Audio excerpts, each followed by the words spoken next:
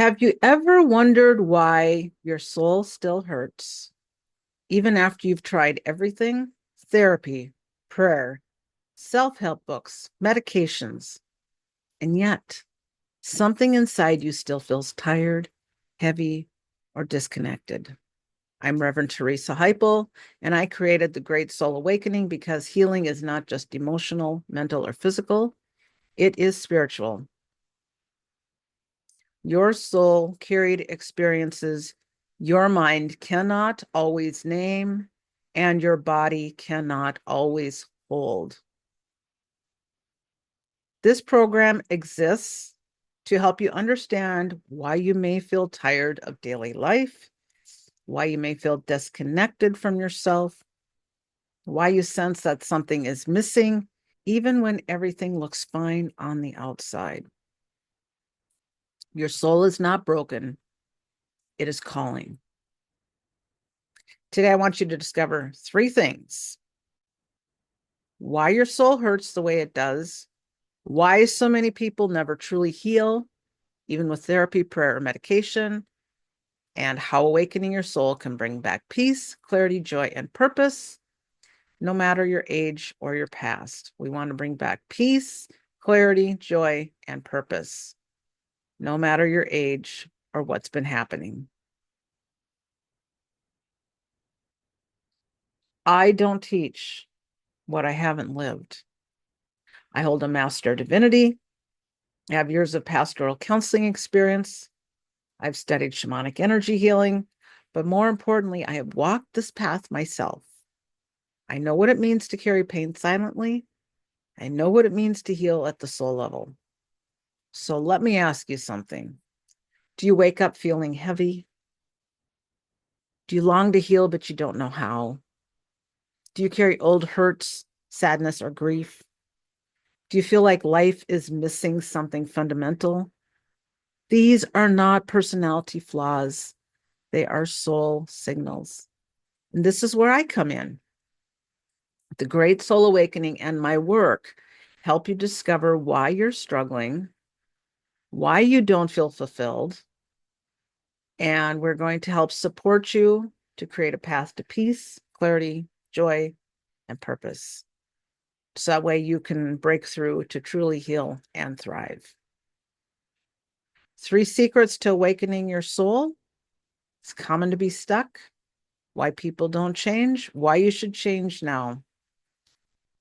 Secret number 1, you are stuck because your soul was wounded, not because you are weak. Many of us have soul wounds. Anything that has happened to you within your life, and I'm in the Midwest, and a lot of us in the Midwest say, oh, well, that didn't bother me. Oh, that didn't bother me. Oh, that didn't bother me. Guess what?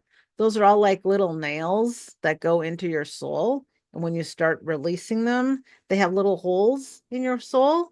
And so we want you to not have holes in your soul. And we want to help heal all those wounds back up so you can start feeling whole and complete again. When Elena was young, her household always felt tense. Her father never hit anyone, but his words cut just as deeply. He belittled her mother, controlled every decision, and made Elena feel like she was always walking on eggshells. Elena didn't think anything was wrong. She assumed all families were like this. As she grew older, she found herself in relationships where partners spoke harshly, criticized her, or withdrew affection when she didn't comply. It felt familiar. It felt like home. It wasn't until a close friend gently asked, do you know that love doesn't feel like fear?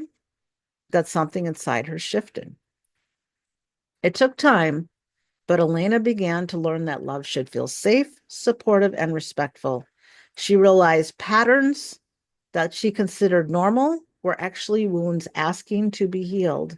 Her healing began not with blame, but with awareness. Elena's awareness was the start of her reclaiming her confidence. Toxic relationships can shape how we understand love, trust, and self-worth. When someone grows up surrounded by abuse, whether physical, emotional, or psychological, that environment becomes their baseline. Familiar does not mean healthy. Elena's soul had been wounded so young that dysfunction felt normal to her. How many of us have wounds we've carried so long, we think they're just part of us? Abuse that leaves no bruises can still leave deep scars. It often reappears later in life through people pleasing, difficulty setting boundaries, accepting disrespect, fear of speaking up, believing love must be earned. Recognizing these patterns is the first step. Healing does not mean blaming ourselves or others, it means telling the truth about what happened and choosing something better. Do you see how that works?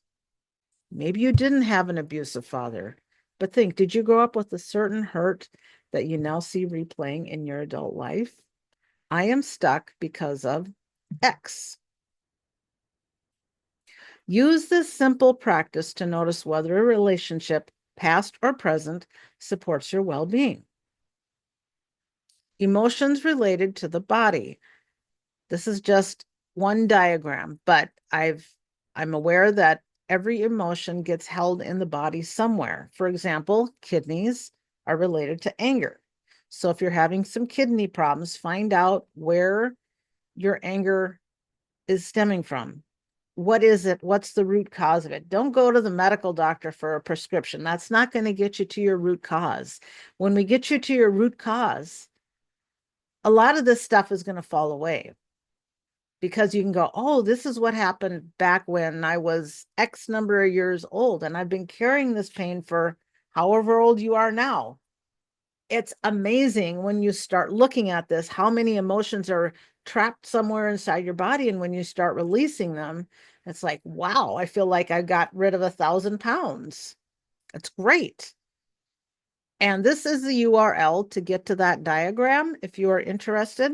So identify the emotions in your body: tightness, anxiety, fear, heaviness, numbness, peace. What happened? Describe the event without judgment. What was said or done? And then ask yourself, what does this remind me of? Related to something that's happening now, because now is what you're living in. The past is in the past. That's all history. So we don't want to keep the story alive. We want to come into a new awareness so we can move forward and feel happier. And when we feel happier inside, that happiness will radiate out. You're going to have so much more effect on so many people when you're changing your attitude from one of despair and negativity to one of joy and peace and happiness. Like I said, that is the URL to get to the picture to see that more fully. Ask if the feeling or dynamic is familiar from childhood or past relationships. This helps connect present reactions to old patterns. With that awareness, you can begin choosing new responses, like setting boundaries, seeking support, or stepping away. Awareness is not the end of healing. It is the doorway to it. Elena's story didn't end there. Once she realized her soul was wounded, she was able to start healing it, just like you can. If you resonate with Elena's story, nod your head. This is part of the Great Soul Awakening process. And you will be so happy to get involved with the Great Soul Awakening process because it's really going to help you move forward in your life. We are going to help you find your light bulb turning on, so to say, to realize that awareness is the doorway to healing. As your spiritual teacher and healer, I would guide you to your own Great Soul Awakening. Grief due to empty nest. When Daniel's youngest daughter left for college, he felt proud. He had raised strong, capable children who were ready for the world. The house grew quieter, and for the first time in years, his evenings were still.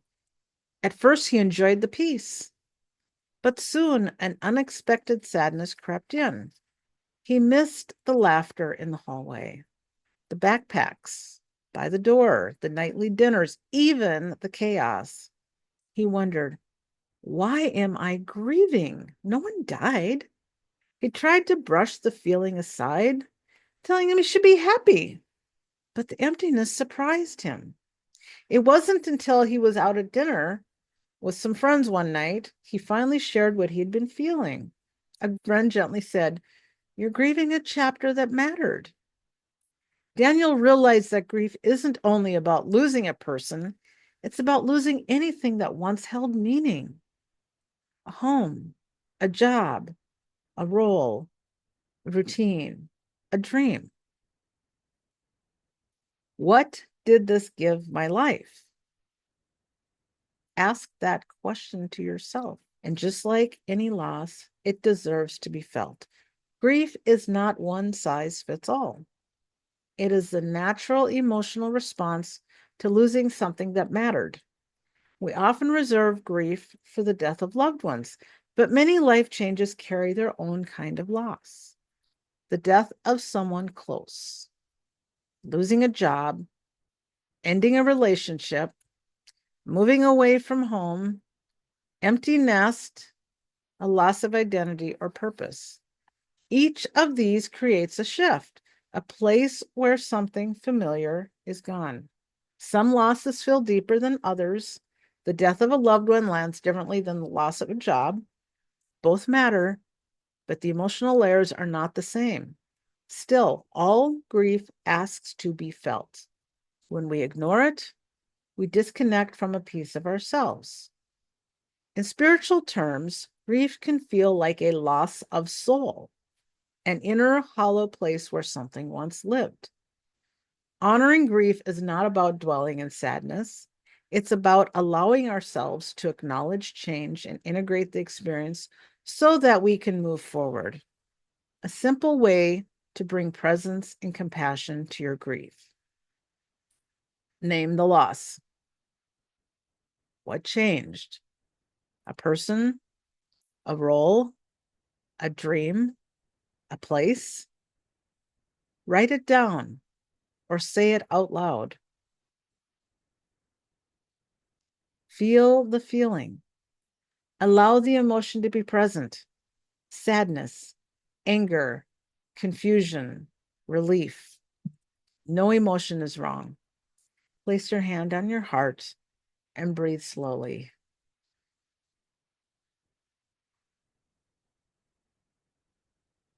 Acknowledge what it gave you.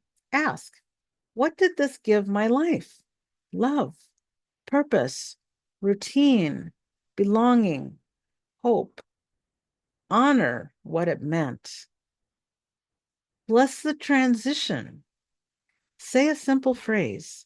Thank you for what you've brought. I release what has passed. I welcome what is next. This helps shifts the nervous system from gripping the loss to gradually integrating it. Grief is not a sign of weakness. It is a testament to how deeply we have lived and loved. Daniel, now aware, was able to fill his life with new meaning. Does any of that hit home for you? Maybe you're picturing that part of yourself that got left behind in a bad relationship or when you lost someone. Put your hand on your heart if you've ever felt like Daniel, missing something you can't quite name. And then bless the transition. Elizabeth's story, a soul-level grief. Elizabeth never imagined she would become a widow at age 55. Her husband, David, was 10 years older, but he'd always lived with a bright spark inside him. He was the kind of man who worked hard, laughed easily, and loved deeply. For most of the marriage, he was strong, the one who carried the heavy boxes, drove the late night trips, fixed the broken things, and held the family together with steady hands. But then his health shifted, slowly at first, then all at once. Doctor's appointments, medications, sleepless nights, hospital rooms.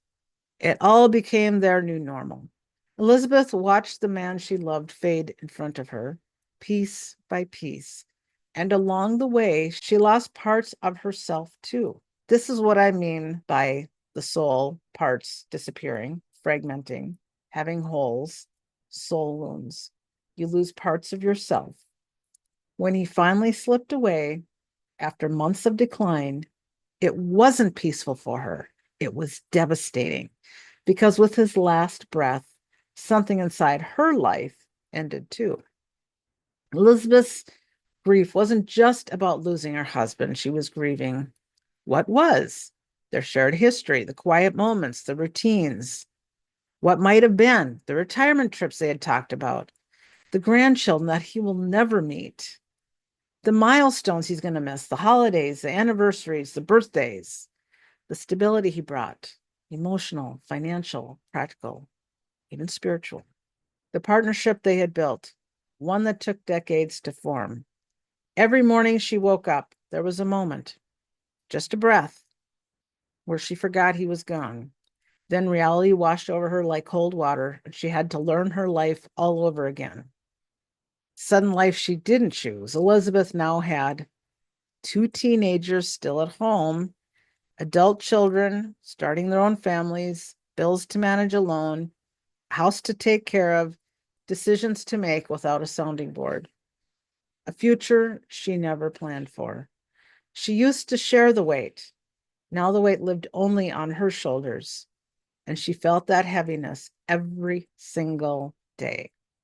Nights were the hardest. The empty side of the bed, the silence where his voice used to be, the absence of someone to say, "We'll figure it out." Even simple things hurt. His empty chair, the smell of his shirts, the voicemail she couldn't bear to delete. Her grief wasn't only emotional, it was physical. It lived in her chest, her throat, and her stomach. Some days she felt strong. Other days she felt like she was held together by nothing but prayer and habit. The identity shift no one prepared her for. Elizabeth wasn't just grieving a husband, she was grieving the woman she was when he was alive, the marriage that defined her adult identity, the safety of being part of a pair, the future she assumed she'd share, the role she no longer had. People said, "You're strong," but she didn't feel strong. They said, "Time will heal," but time didn't fix the empty house, the lonely decisions, the aching spiritual questions. Her children tried to support her, but she didn't want them to carry her pain. They were grieving too. So Elizabeth learned to function, paying bills, going to work, keeping her home, while her soul felt like it was floating between the life she had and the life she didn't quite know how to live. One morning, after a night of sudden tears she couldn't explain, Elizabeth whispered a prayer. "God, I don't know who I am now, and I don't know how to do this alone." It wasn't dramatic. It wasn't loud. It was simply real. And that moment, that simple honesty, was the beginning of her awakening. She didn't suddenly feel better, but she felt seen, maybe for the first time since the funeral. The path ahead was still long, but for the first time, she sensed that her soul didn't need to stay shattered. There was healing to be found, a new relationship, a new identity to grow into, a new relationship with God waiting to unfold, a new life. Different? Yes, but still meaningful, still sacred. Elizabeth's story is the story of so many women carrying grief, carrying life, carrying everything alone, and yet still holding the spark inside them, a quiet longing to feel whole again. You did not choose the wounds, but you can choose the healing. This is the great soul awakening, moving from inherited belief to embodied knowing. Possible soul wounds, addiction, betrayal, divorce, spiritual crises, loss of identity, health challenges, caregiving, aging transitions. These are not just life events. They leave imprints on the soul. Secret number 2, why don't we heal? We were never taught how to heal the soul. We learned how to cope. We learned how to survive. But pain is stored in the body, and your soul speaks through your body. When your body aches, when anxiety arises, when numbness appears, your soul is asking to be heard. Secret number 3, why you should change now. If you don't start, you can't free yourself. As the famous motivational speaker Zig Ziglar said, you don't have to be great to start, but you have to start to be great. Your soul has waited long enough. Don't you agree? Ignoring the soul can lead to anxiety, depression, numbness, repeating patterns, disconnection, loss of joy and purpose. These are not failures. They're invitations to heal deeper through the Great Soul Awakening. What is real healing? Real healing is transformation and liberation, not perfection, not fixing yourself, but becoming free to live fully. Imagine feeling peaceful, light, joy, clarity, purpose, connection. That is what soul alignment feels like. This is why I created the Great Soul Awakening. It is not just a program. It is a return to who you truly are. It is a 6-month spiritual healing journey in 4 sacred stages. First, we identify and release the past pain. Secondly, we identify and reclaim your truth. Thirdly, we're going to identify and clear blocking karmic patterns. And lastly, number 4, we're going to restore relationships and purpose. When you get all of that done, you're going to be living in a different reality than you've been living for a very long time. This is why the Great Soul Awakening is something that every person needs. What you're going to receive with this is a 6-month. You're going to receive 2 private 75-minute sessions per month, which is 12 total. We're going to blend distance healing with spiritual direction and emotional processing. You're going to be getting twice a month Great Soul Awakening circles. You're going to have between session support from those 75-minute sessions. You're going to text or email me. Community, we're going to have a Facebook group. You guys can talk to each other on Facebook. We're going to have a half-day retreat one time during these 6 months. We have these 4 stages of deep transformation we just talked about, and I've got bonuses. The bonuses you have are going to be my Heal the Healer book, which I wrote myself and published, Emotional Mastery Library, Sacred Oils for Soul Healing. This program is for people who are ready to heal deeply, ready to break old patterns, ready to reconnect to themselves, ready to live with peace and clarity, and finally ready to step into their true purpose. It doesn't matter what age you are, we are going to step into your purpose at this stage of your life. And here is my invitation to you. Your soul has waited long enough. It is time to begin. I invite you to book your free 30-minute soul awakening call. There's no pressure, just clarity, just support, and just truth. Your healing does not start with fixing yourself. It starts with listening to your soul. Book your free 30-minute introductory call. Let's find out if we are a fit to work together. You can scan this QR code, or you can call me at the phone number on your screen.